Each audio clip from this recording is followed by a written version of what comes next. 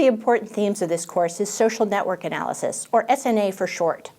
Although we haven't assigned this study because it's not available as an open access publication, many of our readings reference Mark Granovetter's seminal article, The Strength of Weak Ties. Granovetter wrote his doctoral dissertation in sociology at Harvard about how people in the Boston area went about getting a job. Granovetter interviewed 100 people in a West End Boston suburb who were looking for jobs in professional, technical, or managerial fields that required both previous experience and some good contacts. Although we often assume that strong ties, like close friends or family members who have a strong investment in our financial success, are the chief facilitators of employment opportunities, Granovetter found that weak ties, like casual acquaintances, were much more important to successful job seekers.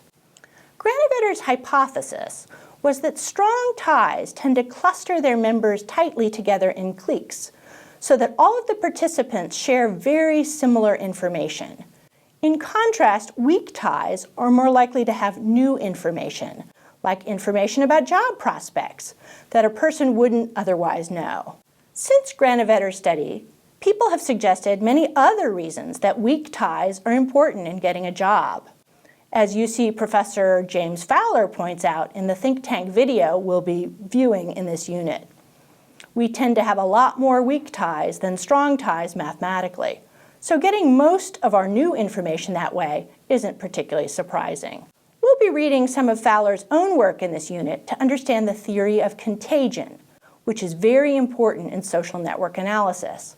Fowler's research examines how social networks seem to spread information, feelings of trust, and even certain kinds of seemingly unrelated behaviors among multiply connected members with a complex mesh of both strong and weak ties. With his frequent collaborator, Nicholas Christakis, Fowler published findings that indicated that obesity could spread through social networks. I've assigned a study of how divorce might spread through social networks as a way to understand their power. UCSD researchers have made detailed maps of social networks to show how positive life attitudes like happiness and negative life attitudes like loneliness can spread. However, Fowler doesn't believe that social networks are all powerful or capable of influencing all kinds of behavior.